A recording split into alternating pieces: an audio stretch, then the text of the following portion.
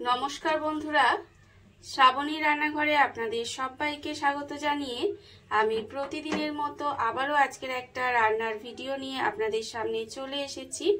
आजकेर आमी आपनादेर सब्जिर संगे अल्प एकटु मुसुर डाल दिए एकटा असाधारण रेसिपि बानिये देखाबो।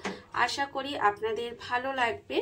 तार जोन्नो किन्तु आमार पुरो भिडियोटा आपनादेर देखते हबे और देखा शुरू करार आगे एकटा लाइक देबेन, सुंदर एकटा कमेंट करबेन और शेयर करते भूलबेन ना। ताहले चलुन आजकेर आमी एई रेसिपिटा किभाबे बानाच्छि सेटा आपनारा एकबार देखे निन। रान्नाटा करार जोन्नो प्रथमे आमी एखाने देखुन ग्यासटा अन करे एकटा कड़ा बसिए दिएछि। एबारे आमी एर मध्ये दिए देब अल्प सामान्य एकटु मुसुर डाल। मुसुर डालटा किन्तु आमी एखाने एकटा सुतिर कापड़ेर मध्ये खूब भालोभाबे मुछे रेखे दिएछि। तार कारण बाजार थेके एटा किने आना हय और एर मध्ये किन्तु देखबेन सादा सादा एकटा पाउडार थाके और एटा जेहेतु आमि धुते पाচ্ছি ना ताई एटा किन्तु अवश्यई करबेन एकटा परिष्कार सुतिर कापड़े करे डालटा किन्तु बेश भालो करे मुछे निते हबे। मुछे आमि एखाने रेखे दिएछिलाम। एइबारे डालटाके एकेबारे ग्यासटाके लोते दिए डालटा प्रथमे एकटु भेजे नेब। माने डालटाके एकटु प्रथमे मुचमुचे करे भेजे निते हबे। और आमी प्रतिदिनेर मतो आपनादेर एकटा कथाई बोलबो, प्लिज आमार भिडियोटा आपनारा टेने टेने देखबेन ना, पुरो भिडियोटा देखुन। आशा करी आपनादेर भालो लागबे। देखुन এইভাবে যদি শীতকালে সবজিটা রান্না করা যায় তাহলে দেখবেন আমি এখানে আমার কাছে যা সবজি ছিল তাই দিয়ে আমি আজকের এই রান্নাটা করছি।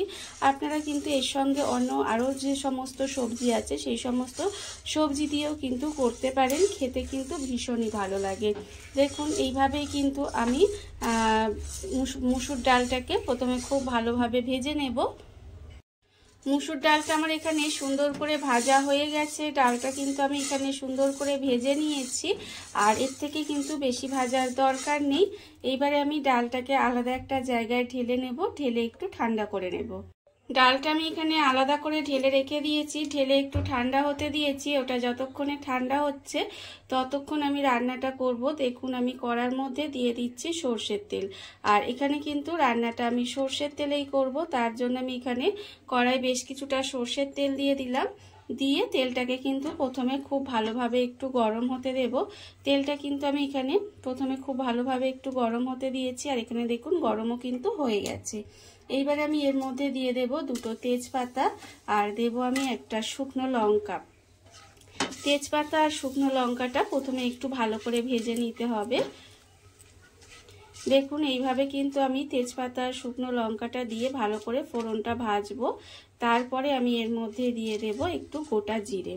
গোটা জিরে কিন্তু সামান্য একটু গোটা জিরে দিয়ে দিতে হবে। খুব বেশি গোটা জিরে কিন্তু দেব না, খুব অল্প সামান্য একটু গোটা জিরে দিয়ে দিলাম। দিয়ে এবার সমস্ত ফোড়নটাকেও খুব ভালোভাবে ভেজে নেব। যখন দেখবেন ফোড়নটা ভাজা হয়ে গেছে, ফোড়নটা থেকে সুন্দর একটা গন্ধ বেরোচ্ছে, তখন কিন্তু আমি এর মধ্যে দিয়ে দেব পেঁয়াজ।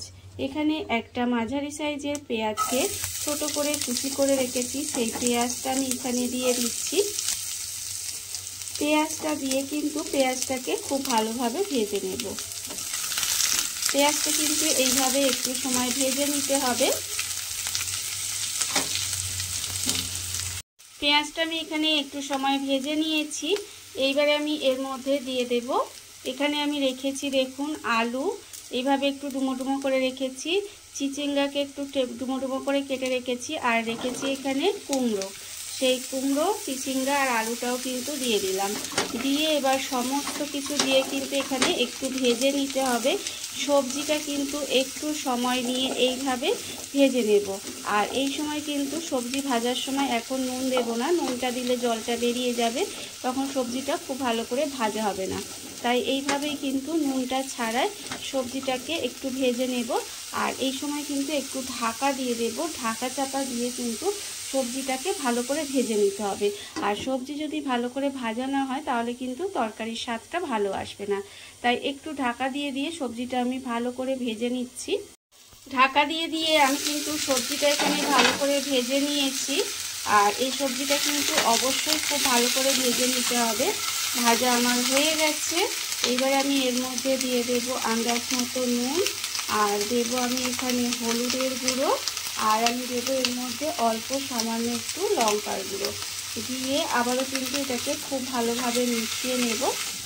এটাকে কিন্তু খুব ভালোভাবে মিশিয়ে নিতে হবে। আর আমার চ্যানেলের নতুন বন্ধু পুরনো বন্ধু সবাইকেই বলছি আমার তরফ থেকে অনেক অনেক ভালোবাসা।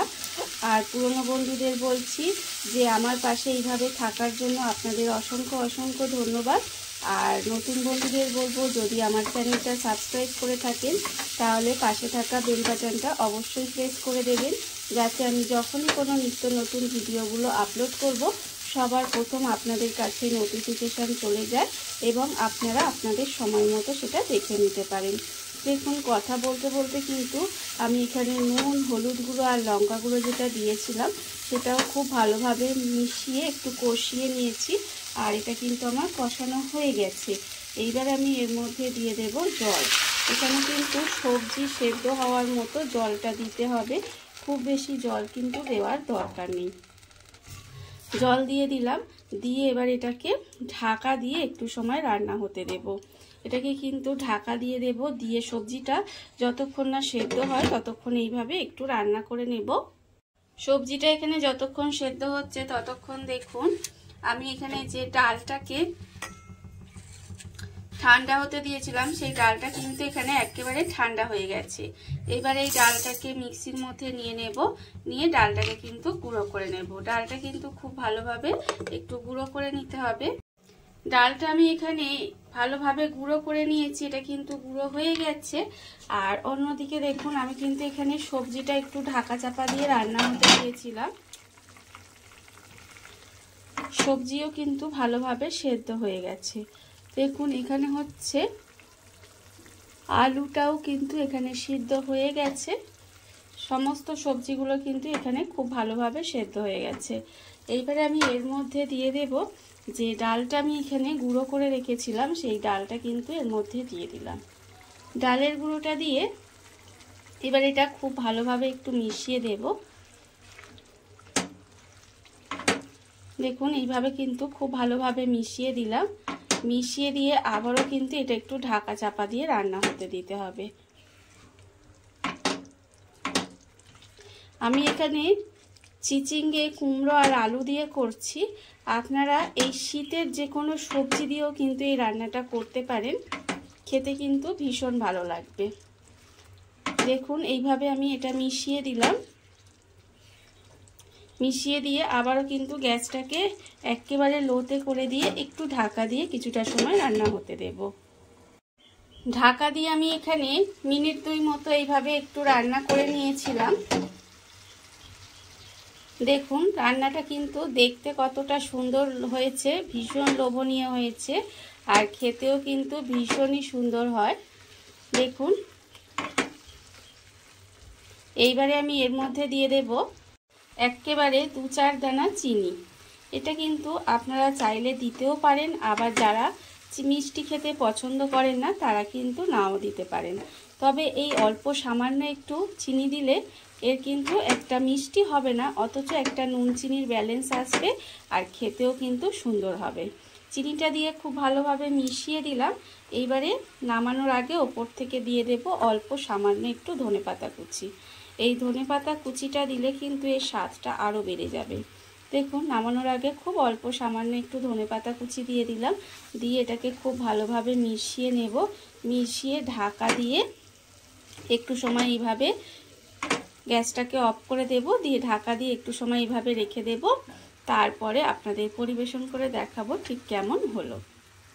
দেখুন বন্ধুরা, বাড়িতে থাকা কত অল্প উপকরণে কত অল্প সময় কত সুন্দর একটা সবজির সঙ্গে অল্প একটু মসুর ডাল দিয়ে একটা অসাধারণ রেসিপি তৈরি হয়ে গেছে। আপনারা দেখতেই পেলেন। আর এটা কিন্তু খেতে অসম্ভব সুন্দর হয়। এইভাবে আপনারাও একদিন হলেও বাড়িতে বানিয়ে দেখতে পারেন। আর এই ভিডিওটা যদি আপনাদের ভালো লেগে থাকে, আপনারা যদি ফেসবুক থেকে দেখে থাকেন পেজটি ফলো করে দেওয়ার অনুরোধ রইল। আর যদি ইউটিউব থেকে দেখে থাকেন চ্যানেলটি সাবস্ক্রাইব করে নেওয়ার অনুরোধ রইল। তাহলে চলুন ভিডিওটা আমি এখানেই শেষ করছি। আপনারা সবাই ভালো থাকবেন, সুস্থ থাকবেন। আবারও হাজির হব নতুন কোনো রান্না নিয়ে।